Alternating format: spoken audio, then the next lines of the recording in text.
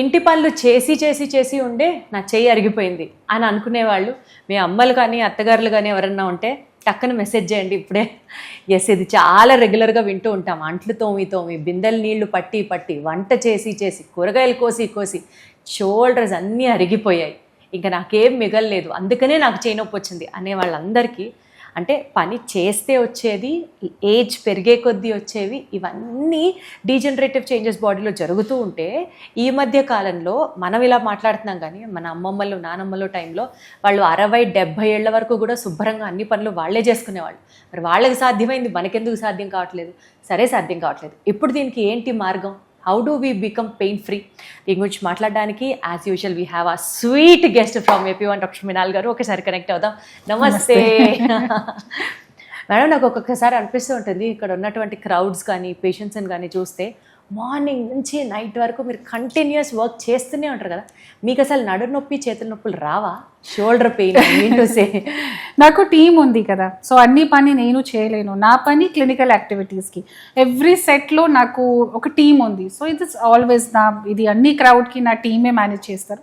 But yes, over activity వల్ల, over use వల్ల కొన్నిసార్లు నొప్పి అవుతుంది. నాకు పర్సనల్గా మోస్ట్ ఆఫ్ ద టైం నేను ప్రొసీజర్ చేస్తున్నాను కదా, సో నాకు ఈ ప్లేస్లో, సో ఆ రోజులో చాలా ఎక్కువ ప్రొసీజర్ ఉంటే సాయంత్రం వరకు ఇది నొప్పి స్టార్ట్ అవుతుంది. బట్ నా టీం ఉంది, సో ఎక్సర్సైజ్ చెప్తారు, స్ట్రెచెస్ చేస్తాము, కొన్నిసార్లు IFT మెషిన్స్ కూడా పెడతాను. So that's how I manage.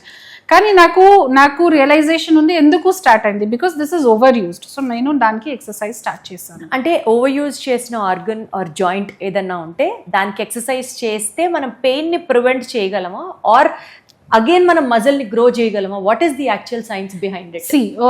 Over use or under use both is bad. Over use, ఏ జాయింట్ కి ఓవర్ యూజ్ అవుతుంది? మోకాల్కి. ఎందుకు మోకాల్, చాలా మంది పేషెంట్స్ కి మోకాలు అరుగుతుంది బికాస్ కంటిన్యూస్ గా నా బాడీ వెయిట్ మోకాల్లోనే పడుతుంది and we walk. So that is why of all the joint మోకాలే అరుగుతుంది. So over use is is bad. So దానికి ఏం చేయాలి? ఫస్ట్ థింగ్ ఇస్, ఎందుకు చెప్తారు ఎక్సర్సైజ్ చేయండి? బికాస్ మసిల్ స్ట్రాంగ్ ఉంటే the body weight will be divided into muscle and joint both. So strengthening is very very important. That is the role of muscle. So దానికోసం మీరు ఇప్పుడు చాలా వింటున్నారు కదా, muscle is our investment. So muscle is very very important because it protects our inner joint, అందరికీ protect చేస్తారు. So ఇప్పుడు ఈ మజిల్ స్ట్రెంథనింగ్ చేస్తే మనం ఆ జాయింట్ పెయిన్స్ ని ప్రొలాంగ్ చేసిన వాళ్ళం అవుతామా? Whenever joint muscle pain కి ప్రాబ్లమ్ మీన్స్ మసల్లో మీరు స్ట్రెంథనింగ్ చేస్తే జాయింట్ లో జరుగుతుంది damage will be taken care of initial స్టేజెస్లో. డెఫినెట్గా మీకు ఎక్కువ జాయింట్లో డ్యామేజ్ అయిన తర్వాత జాయింట్కి ట్రీట్మెంట్ చేయాలి. దాని తర్వాత కూడా జాయింట్కి ప్రొటెక్షన్ కోసం మసిల్ బిల్టప్ ఉంటే, మసిల్ స్ట్రెంథింగ్ ఉంటే results will be faster and better. Okay, so ఇప్పుడు అవగాహన లేదండి, ఎక్సర్సైజెస్ చేయలేదు, ఇంటి పని చేసుకుంటానో తెలుసో తెలియకో, జిమ్కి వెళ్ళాలంటే బద్ధకం వేసో 35-40 ఇయర్స్ నుంచి షోల్డర్ పెయిన్ చాలామంది చెప్తారు. ఎస్పెషలీ ఫ్రోజన్ షోల్డర్ అన్నది కూడా చాలామంది కంప్లైంట్ చేస్తారు. నేను ఒక 2-3 స్టోరీస్ విన్నది ఎంత ప్యాథటిక్గా ఉండిందంటే, వాళ్ళు జడ కూడా వేసుకోలేరు, అట్లీస్ట్ నైటీకి కూడా చేతులు పైకి పెట్టి డ్రెస్ కిందకి వేసుకోలేనంత pathetic situation. They need to depend on other person for even their dressing. ఇలాంటి సిచ్యువేషన్తో బాధపడుతున్న వాళ్ళకి మన దగ్గర ఉన్న డిఫరెంట్ మోడ్స్ ఆఫ్ ట్రీట్మెంట్ ఏంటి and how do they approach? So మీరు చెప్పారే కదా, this is 90% of the females will come with this problem only. ఆ టైం వరకు they are able to do other activities, నొప్పి ఓర్చుకుంటున్నారు. బట్ ఆ టైంలో సాడీ పిన్ పెట్టినప్పుడు ఇబ్బంది అవుతుంది, జుట్టు చేసిన ఇబ్బంది అవుతే ఆ టైంలో దే విల్ స్టార్ట్ రియలైజింగ్. ఇప్పుడు జస్ట్ 10 minutes బ్యాకే ఒక పేషెంట్ మోకాల్ కోసం వచ్చారు, మాట్లాడితే చెప్పారు, నాకు ఇక్కడ కూడా ఉంది మేడం నొప్పి, ఒకసారి రేస్ చేయండి. She's not raising at all. ఎందుకు మేడం? క్యాజువల్గానే they will take it as casual, okay frozen షోల్డరే కదా, బట్ దిస్ ఇస్ బ్యాడ్. ఇప్పుడు మీకు ఎంత మూవ్మెంట్ ఉంది, స్లోగా రిస్ట్రిక్ట్ అవుతుంది. So frozen shoulder most common ఇండియాలో డయాబెటీస్ వల్ల, బికాస్ వీ నో డయాబెటీస్ చాలా కామన్ ఉంది.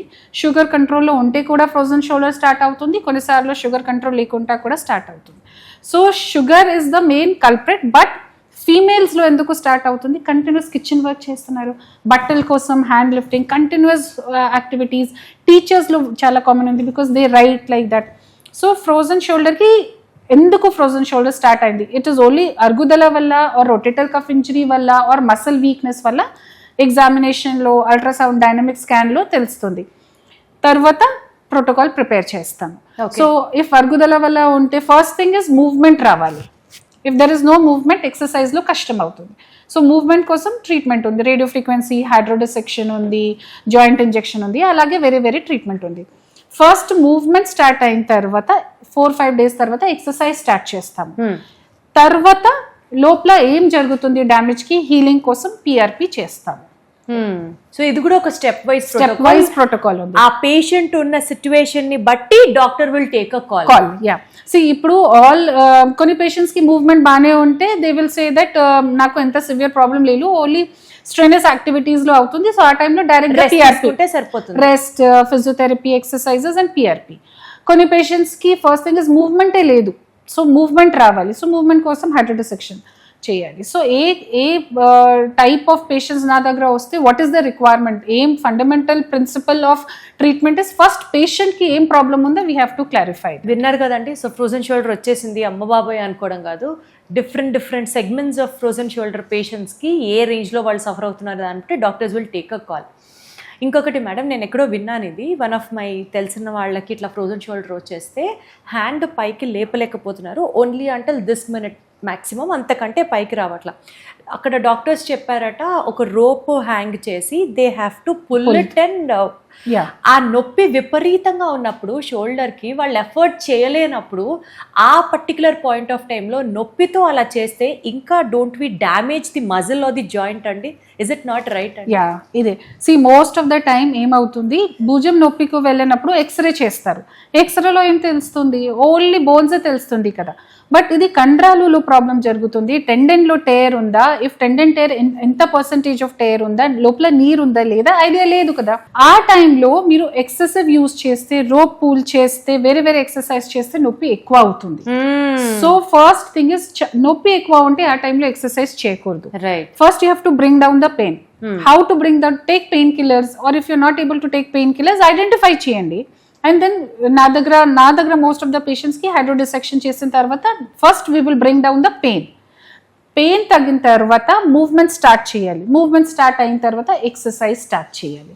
సో చాలా ఎక్కువ నొప్పి ఉంటే ఫోర్స్ఫుల్గా మీరు ఎక్సర్సైజ్ చేయకూడదు, and excessive roping and all can further damage. So without evaluation చేయకూడదు. ఓకే, ఈ హైడ్రోడిసెక్షన్ అన్నారు అంటే ఏం చేస్తారు ఆ ప్రాసెస్? హైడ్రోడిసెక్షన్ లో ఫ్రోజన్ షోల్డర్ లో ఏమవుతుంది, మీ జాయింట్ స్టక్ అవుతుంది కదా, జాయింట్స్ లో మూవ్మెంట్ లేదు, సో జాయింట్ కి మూవ్మెంట్ రావాలి. సో ఒక సొల్యూషన్ ప్రిపేర్ చేస్తాము డెక్స్ట్రోజ్ కి, లోకల్ అనెస్థీషియాకి. తర్వాత స్లోగా మషిన్లో చూస్తూ ఈ జాయింట్ కి డిసెక్ట్ చేస్తాము, మీన్స్ స్పేస్ క్రియేట్ చేస్తాము. స్పేస్ క్రియేట్ చేసిన తర్వాత మూవ్మెంట్ అవుతుంది, మూవ్మెంట్ అయిన తర్వాత కొంచెం నొప్పి తగ్గుతుంది and patient will be able to do exercise. So bones మధ్యలో స్పేస్ ఉంటుంది? బోన్స్ మధ్యలో కాదు, 2 bones మధ్యలో స్పేస్ ఉండాలి. Joint is formed by 2 bones or 3 bones కదా. సో ఈ 2 bones మధ్యలో if only 2 bones are there, rub అవుతుంది, ఇరిటేట్ అవుతుంది కదా. So there is always a soft tissue, labrum ఉంది, కార్టిలేజ్ ఉంది. సో ఇది అరుగుదల ఉంటే this 2 bones will stuck. Okay, so దానికి జాయింట్ స్పేస్ క్రియేట్ చేయాలి. సో హైడ్రోడిసెక్షన్ వల్ల జాయింట్ లో స్పేస్ క్రియేట్ అవుతుంది is the first point. So PRP ఎలా చేస్తారో మీరు అది చాలా సార్లు ఎక్స్ప్లెయిన్ చేశారు కాబట్టి దాని గురించి ఐడియా ఉంది. ఇంకొక పాయింట్ మీరు మాట్లాడుతూ ఇందాక టెండన్ టేర్ కావచ్చు అని అన్నారు. సో ఇప్పుడు సపోజ్ టెండన్ టేర్ అయింది, అది మన దగ్గర ఎలాంటి ట్రీట్మెంట్ ఇస్తారు? సో పిఆర్పి కదా. సో అవును, సో ఫస్ట్ మ్యాప్ చేస్తాము. నా అల్ట్రాసౌండ్ మెషిన్ ఉంది కదా, దాంట్లో ఎంత టేర్ ఉంది, ఏ ప్లేస్ లో టేర్ ఉంది మ్యాపింగ్ చేస్తాము. మ్యాపింగ్ చేసిన తర్వాత high concentration of cells prepare చేసిన తర్వాత ఇంజెక్ట్ చేస్తాము. స్లోగా హీల్ అవుతుంది. హీల్ అయిన టైంలోనే స్ట్రెంథనింగ్ ఎక్సర్సైజ్ వల్ల అవుతుంది. అంటే బోన్ చుట్టూరా ఉన్న కార్టిలేజ్ ని ఫార్మ్ చేయడానికి కోసం మాత్రమే పిఆర్పి కాదు, హీలింగ్ కోసం టెండన్ కి, మసిల్ కి, ఇది జాయింట్స్ కి, ఇప్పుడు నర్వ్ లో కూడా రీసెర్చెస్ జరుగుతుంది. So PRP is basically for healing of all the structures. And ఒకవేళ ఈ షోల్డర్ పెయిన్ వచ్చింది అనుకోండి మేడం, సపోజ్ అరిగిపోయింది అన్నారు అనుకోండి, ఆ షోల్డర్ అరుగుదలని మనం అక్కడతో ఆపాలి అని అంటే ఎలాంటి చేంజెస్ తీసుకోవాలి, ఎలాంటి ప్రివెంటివ్ మెజర్స్ తీసుకోవాలి so that the joint should not be damaged more over the coming period? First thing is like ప్రతిసారి నేను చెప్తాను, ఓవర్ యూజ్ అవాయిడ్ చేయండి, అండర్ యూజ్ కూడా అవాయిడ్ చేయండి. ఎక్సర్సైజెస్ చాలా ఇంపార్టెంట్ ఉంది. ఒక టైం తర్వాత 35-40 వయసు తర్వాత make sure that joint supplements use చేస్తున్నారు. డయట్ చేంజెస్ చేయండి, ఎక్సెసివ్ షుగర్ లాగే అవాయిడ్ చేయండి. and strength training exercises. Strength training is very, very important. Build up your muscle. కానీ ఇప్పుడు 50-60 ఇయర్స్ ఏజ్ వాళ్ళకి స్ట్రెంత్ ట్రైనింగ్ గురించి మీరు ఏం చెప్తారు? వాళ్ళు కూడా చేయొచ్చు. చెయ్యాలి, నేను నా ఒపీనియన్ లో చెయ్యాలి. ఓకే, సో వేరే వేరే డాక్టర్స్ కి వేరే ఒపీనియన్ కూడా ఉంది, బట్ నా ఒపీనియన్ ప్రకారం స్ట్రెంత్ ట్రైనింగ్ చెయ్యాలి. Strength training is trainer they will age ప్రకారం మసిల్ ప్రకారం చెప్తారు. ఓకే, బికాస్ స్ట్రెంత్ ట్రైనింగ్ లో ఏమవుతుంది, that will help you in building your bone mineral density, special ఫీమేల్స్గా. So bone mineral density age ప్రకారం తక్కువ అవుతుంది కదా, సో ద బోన్స్ ఫ్రజైల్ అవుతుంది, వీక్ అవుతుంది, ఫ్రాక్చర్ చాలా కామన్గా ఉంది. సో స్ట్రెంగ్త్ ట్రైనింగ్ వల్ల మసిల్ బిల్డప్ అయితే బోన్ మినరల్ డెన్సిటీ కూడా ఎక్కువ అవుతుంది. So that is very very important. So ఏజ్కి సంబంధం లేదు, నాకు వయసు అయిపోయింది కదా నేను స్ట్రెంత్ ట్రైనింగ్ చేయను అని తప్పించుకోవద్దు.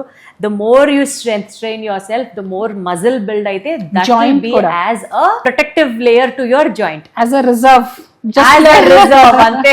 గోల్డ్ రిజర్వ్ చేస్తాను కదా, సో బాడీలో మజిల్ ని కూడా రిజర్వ్ చేసుకుంటే ఆ పర్టికులర్ ఆర్గన్ జాయింట్, ఆ పర్టికులర్ జాయింట్ చక్కగా పనిచేస్తుంది వితౌట్ ఎనీ ప్రాబ్లం.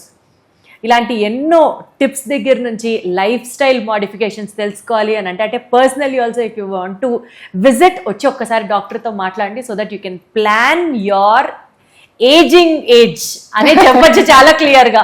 ఇప్పుడు సరే, ఇప్పుడు మీరు విన్నారా కదా, everyone is talking about longevity, మీరు స్కిన్ కోసం బోటాక్స్, ఎన్ఏడి, ఇది, బట్ జాయింట్ గురించి no one is talking only. లాంజివిటీలో joint is the most important. మీరు బ్యూటిఫుల్ గా ఉంటే లింపింగ్ కి పార్టీకి వెళ్తే ఎలా ఉంటుంది, సో మీ జాయింట్ కూడా హ్యాపీ ఉండాలి కదా. సో ఫేస్ కి రాసే క్రీమ్ మీదే కాదు, జాయింట్ కి కావాల్సిన మజిల్ మీద కూడా మీరు ఆలోచించి స్టార్ట్ చేయండి.